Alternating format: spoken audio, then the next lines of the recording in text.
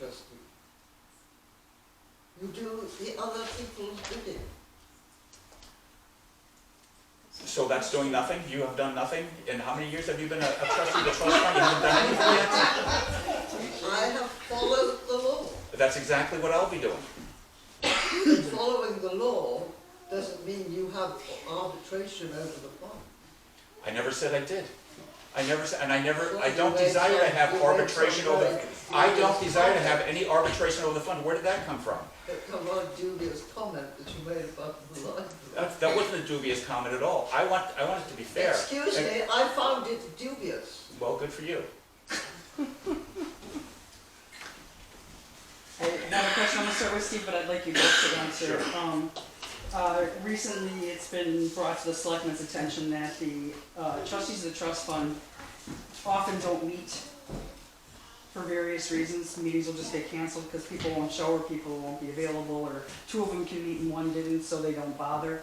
And I'd just like to know how you feel about making sure that for the $300 a year stipend that is received, that is usually requested in October, how important it is to have that meeting every month and or duly notify that the public that it won't be held. I think it should be every month.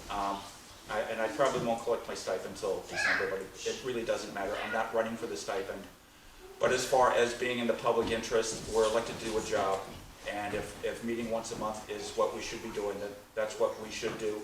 I know that when I was on the planning board, there were several months that we had no meeting at all, and that raised some eyebrows. I don't intend to let that happen with the trustee of the trust funds.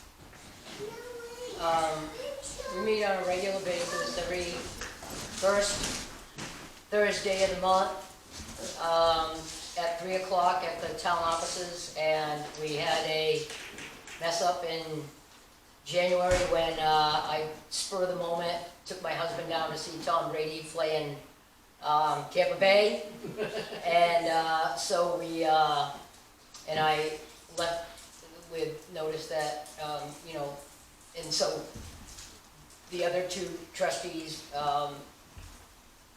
didn't, I don't really know what happened, but they didn't post it, that it was canceled, but we usually meet every month, unless ahead of time we realize that there's some scheduling conflict that we can't meet, but because some months, absolutely nothing happens. Just to correct you, there was no meeting in December either. Yeah, we probably, I can't remember why we postponed that one, but that one was posted that we postponed it. No. I thought it was, but anyway. So, Steve, when we were on planning board together, you made the valid point that it's always worth having a race.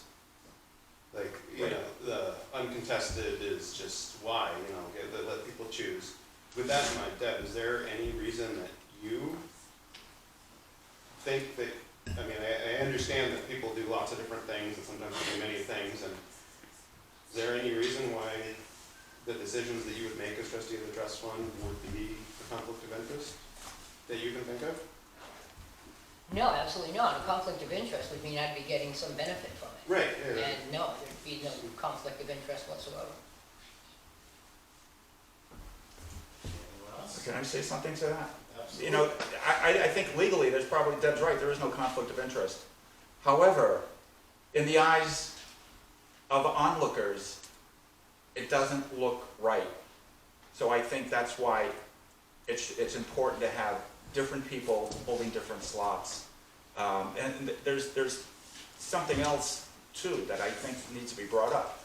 And I know I have been guilty myself of holding multiple positions. But I think, and I had a position with the town and a position with the state. I never had two positions with the town, but some people hold multiple positions with the town. And I think, and that's great because they're more involved and more power to them. But I think it's a healthier situation if it's spread out among the populace. We're supposed to be a democracy, and we are a microcosm of democracy here in Grafton. I think we all need to be involved, and I think everybody that holds these positions should hold them, and that's, you know, and concentrate on that position instead of trying to cover multiple positions. And what do you do when you have a child and you have to bring her to meetings, and so then you can't run because meetings are in person and at 6 o'clock? Like, I'd love to, but maybe that's not important right now, just Well, to your point. Well, it's important to you, and I definitely hear what you're saying, and I'd love it if you ran. Eye rules for having kids around, so like, what do you do? Certain people are more tolerant of kids, and certain people aren't. I know for a time in the selectman's office, we had a child for a couple of years.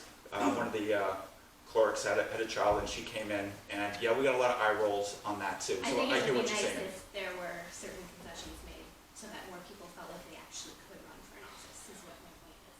Thank you. I can tell you that trustees of the trust fund would definitely be able to have kids there because our meeting don't last that long. We're sort of in and out. Most of the time, we close the meeting and spend chatting. And they're not at bedtime either. Huh? They're not past anybody's bedtime. Either. Yeah, exactly. Exactly. Anyone else? All right, thank you.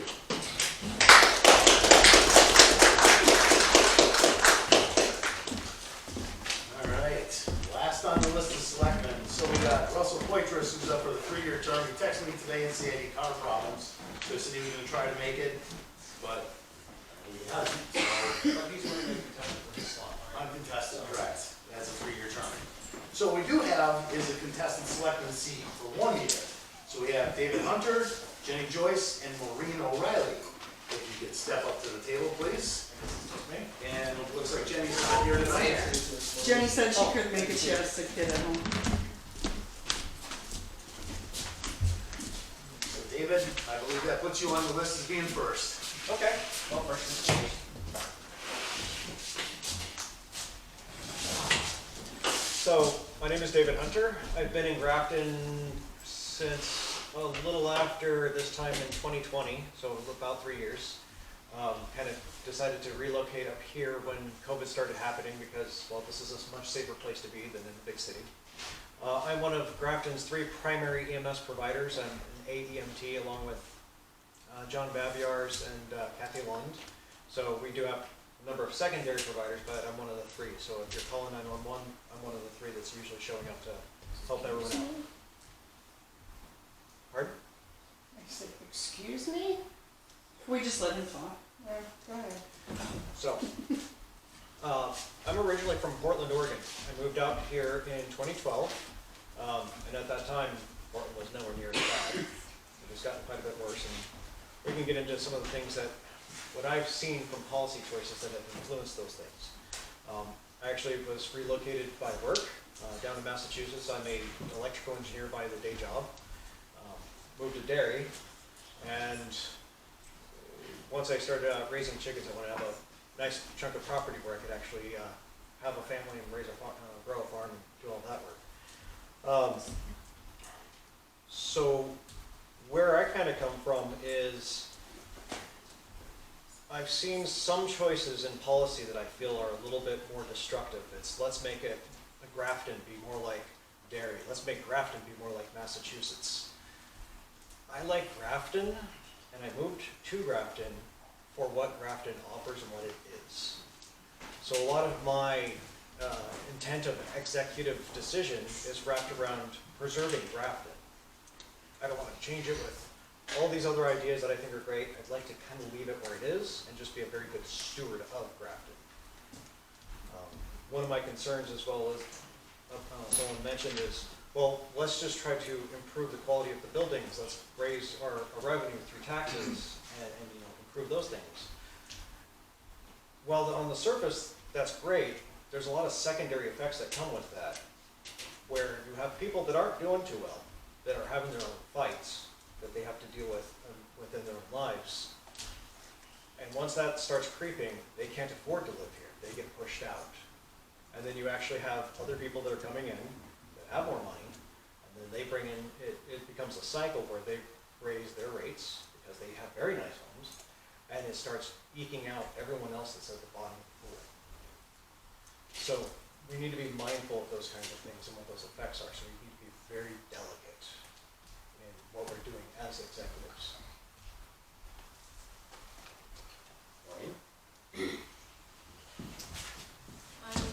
Thank you for coming. Thank you for taking an interest in the town. I'm Maureen O'Reilly. In 2 weeks, I will will have lived here for 33 years.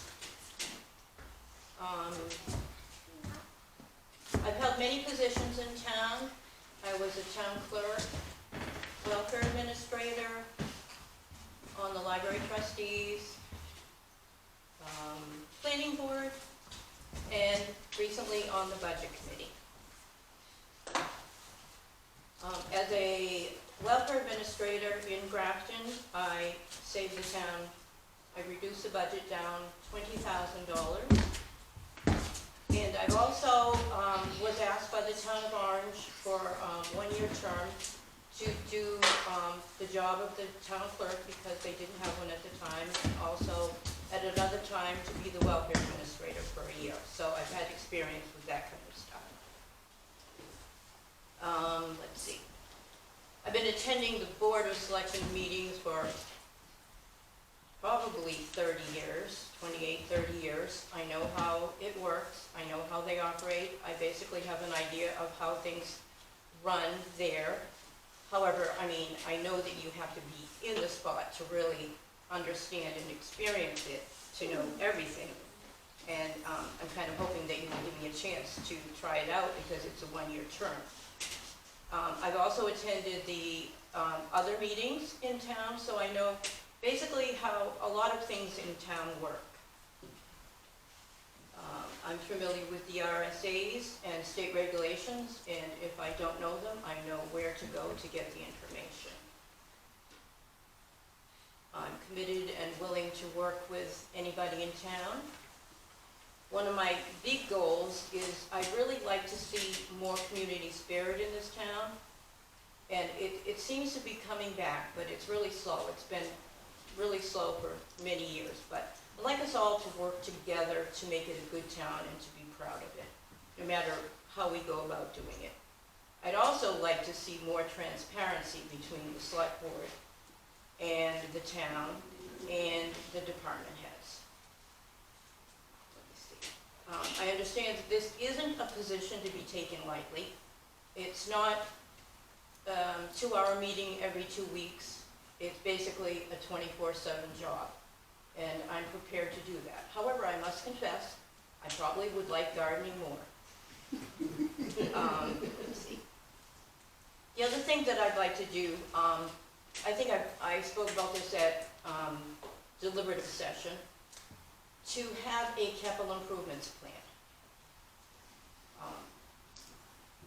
I think some of you were there, so you heard what I had to say. Basically, rather than having a warrant article for this and putting $50,000 in for a fire truck and $20,000 in for a police vehicle and this money here and that money there, it all goes in this big fund. You make a plan for 6 or 11 years, I think it is, and every year you put a certain amount of money in there, not 50,000, 20,000, whatever, you know, add that all up, put all that money in there, and then you draw for it in the year that you think that you feel that you're going to need to buy that particular vehicle or do that particular job. And the other thing I'd like to work on is there are a lot of grants out there. I've checked for years, and there are a lot of grants for different buildings, for different things, and I feel that we really need to get our ducks in a row and start looking at these grants and applying for them. If you don't have, if the ground isn't shovel ready, they won't okay your grant. So you have to, like Deb was saying, be prepared ahead of time. So I guess that's all that I have to say. Thank you. I'd appreciate your vote. Questions? It's a one-year term. Give me a chance. If you don't like me, vote me out next year. I'd like to know both of you, what's your availability? Do you want to go first? Well, gardening is really important. How do you mean availability? Like, 24/7? Is that what you mean? Well, are you in town during the week, during the day? Oh, yeah. Leafs on the board, he Oh, works yeah. during the day, Russell's runs Yes, his, I'm in town. You'll find me in the garden. And for myself, I'm generally in town during the business for the work week, 3 days a week. I'm committed for going down to Manchester where my primary office location is at least 1 day a week. They kind of want ideally 2. Thank you. Yep. Question for both of you, what's your position in passing ordinances, not through warrant articles, but that just sounded Sorry, could you repeat? creating ordinances that are not passed as a warrant article, but are just signed in by the board? I actually, may I go I first? I didn't get it. I didn't understand what he said. Would you like me to repeat? Yes, would you please? Correct me if I'm wrong, I believe his position is asking the question, what is your position on the select board passing ordinances Passing, that's what I didn't without get. having done, instead of doing a warrant article? Interesting question. Go I, ahead. okay, so my position is a little bit, That's what I think. well, in my position, I believe it's actually more, my position is more passive in the idea that I'm more of an executive for everyone here. I think what it should actually be is much like what we had at our deliberative. Selectmen are in favor or against of a warrant article, but I think it should be more warrant articles across the board. That might make deliberative longer, but that's the position I like. I prefer everything to be spelled out and everyone gets to vote on it.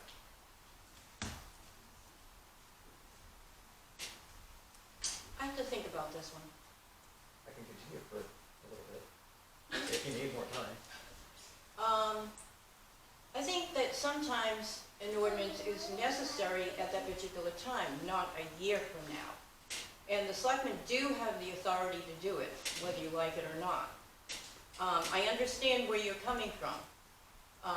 If it's a reasonable one, like the dog ordinance, that dogs need to be on a leash, that was an ordinance many, many, many years ago, and the town did vote on it. That would be something that wouldn't be necessary at that moment.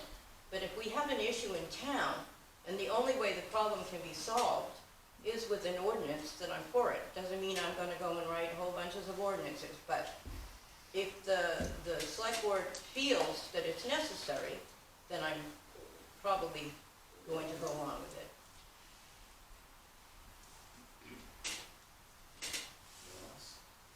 David, can I ask, have you been attending selectmen's meetings, and if so, how long? Not many. I missed the last one, I believe. So ever since the predecessor for this particular position departed, I've been trying to maintain attending the selectmen's meetings. So, just as You don't have to pull punches. I don't, you know better, I Yeah. don't pull punches. It's not me. I'm just concerned if you really know the scope of the job. I mean, when I was selected for 7 years, I attended every single selectmen's meeting before I even thought of putting my hat in the ring, because there's so much to learn. I fully agree that there's a lot to learn. And actually, when Cindy was a great help earlier on, was it last year, we were having to go through all the current use, all that. Yeah. So I've been informed of at least one small aspect of all the bureaucracy that's involved in that role, just with land use. And I've actually been working on all the paperwork, and it's still not done to do the change in land. I thought it was gonna be some form, there we go. So to specifically answer your question, do I have a lot of executive experience in this role? I do not. What I do actually bring to the table, though, is maybe not identical, but similar management executive experience in doing engineering work. So I do appreciate paper trails and the bureaucracy that's involved in that, at least in a corporate world. Granted, the legal world is somewhat different because it's more sponge-like. Did I adequately address your concerns? Yes, thank you. I'm just guessing, confirm or deny, but being an EMT, you kind of have your finger on the pulse, right, of the town and some of the issues and everything, like you're out talking to people, I guess that would be, So is that true or not? it's complicated. If you're asking on like this small individual granular level, I would say so. But it's only within the scope of the people I interact with. Yeah. So I feel, and I can't put this into a changeable number, that when we talk about, oh, let's just raise taxes or let's just increase the cost of living for a lot of people, I think there's a lot of people within the town of Grafton who get sort of swept under the carpet or just aren't considered. And that's why I want us to be a little bit more cautious. And so what I call that is the secondary effects of policy. Is in the select board or selectman's role, I think it would be very important to actually bring that to the forefront so that if the town as a whole is considering that, says, okay, so be it, we're gonna rip off this Band-Aid to do whatever solution we need, at least it's informed. Yes? I would like to know your views, both of you, on the new library situation. Oh boy. I don't even wanna go there. Okay, I'll do it. I understand nobody would want to What go there, time but is it? in fact, this is, so this is a conversation in this town that's pretty large, so. So I'd like to break this out. The issue is this is actually multifaceted. So I'm gonna go in 2 first camps. David, could you speak up a little, please? Sure. Thank you. Kinda wish we had a PA. I know. So I think Fogel faces a problem in that, in my opinion, it's kind of a chimera. It's a bunch of different little groups within one umbrella that kind of fight within each other. And that makes it very hard for people that are not actually inside that group to understand what the big picture is, what the goal is, what the directions are. And so it looks like Fogel itself is kind of spinning in place. There's a lot of people trying very hard to achieve a goal. And what I actually would bring up on the topic of a library is, I'm going to push back against you a little bit. Traditionally, libraries were centers for knowledge. And what's changed in the last some number of years is what is contained within knowledge is more than just books.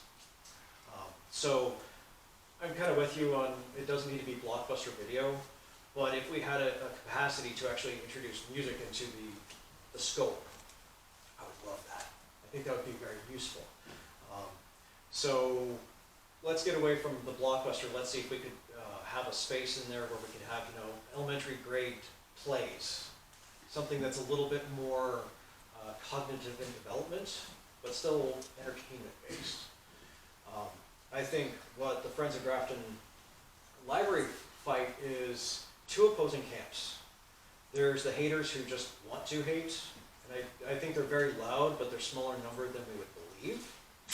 And then there's the people that actually have legitimate reservations.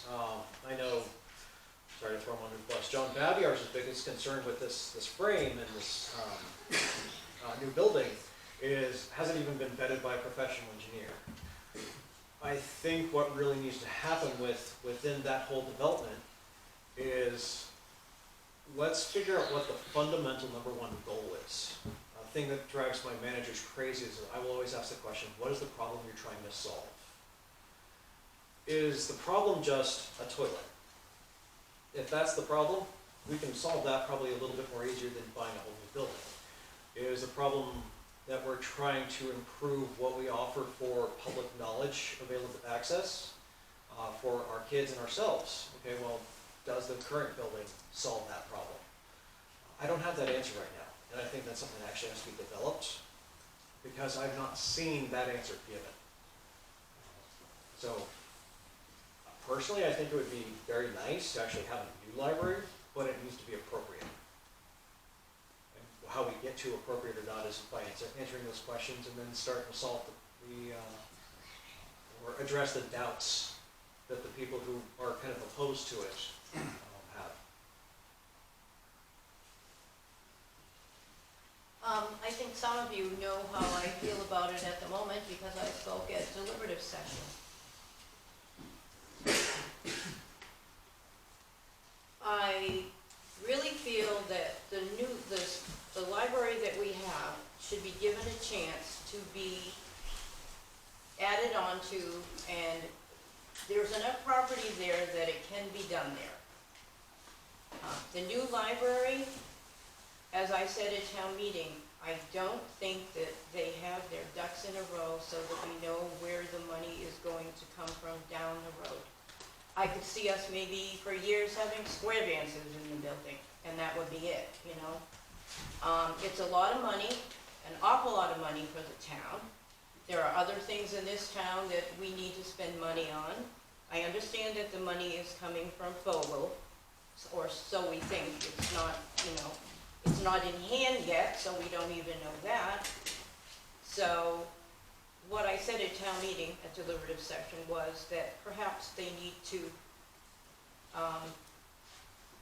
go from point A to point B and fill in the in-between. It's a shell, how long is it gonna be shell? How long will it, how long before it actually has books in it? How far down the road? Show me the plan. When someone comes to your house and says that they want to, that you want them to put an addition on, you're not gonna give them the permission to design the addition. You have to design it yourself, tell them what you want, the time frame that you want it to be done in, et cetera, et cetera. So at this moment, I am not for it because I don't have enough information, money-wise, to make a good decision as to whether or not it will work right now. Next year, things could be different, and I might feel different about it. Anyone else? I tried to stretch that out. Can you both speak a little bit to your ability to treat people that you disagree with respect and compassion? Can I hear what you just said? Yeah, I'm asking about if they could speak to their ability to treat people they don't agree with compassion and respect. I went first. Kind of an insulting question, isn't it? No, it's actually a great I question. mean, I guess that's me. So- and I didn't mean any respect, please. Disrespect, I mean. I'm always willing to listen. I'm always willing to hear the other side. If you're not listening to the other side, then you're not learning anything. So it's always a good approach to talk less, listen more. So I'm willing. So for me, I think it's important that you meet the other person with the respect they give you. There's been instances where I've seen people go against the select board and there was no initial respect ever given. So in the executive role, you have to be a little bit more tempered, but the thing I think that has probably been the most humbling is being in the EMS role, where there's a face people will give the rest of the world, and then when they're having a really bad day, you see that they're fighting a lot of battles themselves. And that has really taken a lot of steam out of, let's say, the gusto that's been going on these days with the political situation. So I think almost everyone can be redeemed with very limited exception. And as long as you can approach with that, that's going to be a big difference in how you engage with someone else. I think what a lot of the conflicts that come up actually is a difference in what the values are. So someone's going to be coming to the boards very upset because what's important to them is in conflict with something else. If you can find out what that value is first, I think a lot of the escalation could be taken away and deflated, and you can kind of get everyone onto the same level playing field. Thank you. Patience is a virtue. Question to both of you, what is your position on enforcing town ordinances that have no apparent harm, such as the dog warrants or the junkyard? Such as what? Such as the dog warrant in the junkyard? The dog warrant in the junkyard Oh, ordinance. okay, I thought you were putting them together. No. No. What are our opinions on ordinances that don't hurt anybody? How far would you go to enforce an ordinance that has no apparent harm? I'm happy to go first if you want to think on that. Go ahead. I could, but go ahead. So it falls back to some of the experiences I've had being an EMT, and I apologize, this isn't going to be an immediately direct answer. there are people that are doing their absolute best, and coming in with the bureaucracy of that baton and just kind of clubbing people is not necessarily going to be helpful. So I think what really has to happen is there has to be an understanding of what that person's situation is, and then working with them, coming up with a plan to solve it. Now, if it's, let's go with a really bad example. Someone's delinquent in their property taxes. I believe it's 3 years that they're allowed to kind of fix that before they go to the auction or whatever it is. So that's a 3-year timeline. I think that's reasonable to solve a outstanding problem. If a person is just belligerent and they have no interest in trying to solve whatever the grievance is, you don't really have anything to work with, and it's just, okay, it's paperwork. But if it's, hey, you know what, I've been working on X, Y, and Z over the last year, and look at the progress I've made. Well, you're showing good faith effort. To actually use the town of Derry as an example, when COVID hit, I was in the middle of taking care of a newborn child. I was taking my EMT class, and I was working a full-time job, and the place I had in Derry was kind of falling into disarray. And one of my neighbors, who was from North Boston, decided, well, your yard is becoming overgrown, and so they raised a stink with the town of Derry. Now I'm working full-time. I don't have the time available to take care of all this, so let's just hire someone. No one's available. You call the town of Derry, it's okay, well, who can I go to in order to get, just hire someone? I can pay for it, I just don't have the ability to stretch myself and get this done. And their response was literally, not our problem. Fix it. No, that doesn't work. That's void of what's going on in the world. Is that a sufficient answer? Is there any follow-up to that? Not at the moment. To help clarify? Could you repeat the question, please? What is your position on the enforcement of town ordinances that don't have any apparent harm?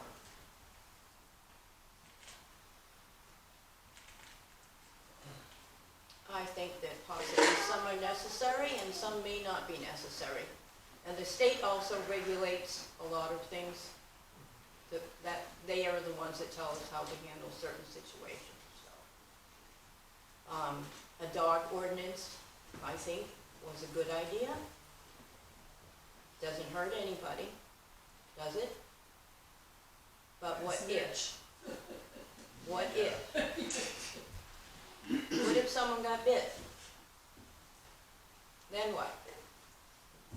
So some things are necessary. A leash on a dog is a good thing. So you would be in favor for the select board to pass to the courts if someone has an unlicensed dog? Someone has what? An unlicensed dog or No, I'd like to solve that problem way before it went there. Way before it went there. And the state does require dogs to be licensed, so. Anyone else? At the deliberative, one of the former select board members brought up that there were several properties in town that are just costing the town money.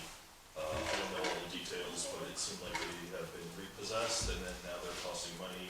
What is your thoughts on actually foreclosing or getting the property back if there were taxes, if it's actually costing the money, if it's costing the town money? Why would we want to take back a property? Why would the town want to take back a property that's costing the town money?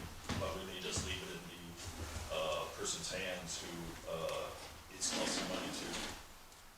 I'm going to plead ignorance because I actually don't know the full scope and detail of those properties and what's involved. What I recall from deliberative, my real aversion was, if we're on the same warrant article, I'm averse to eminent domain.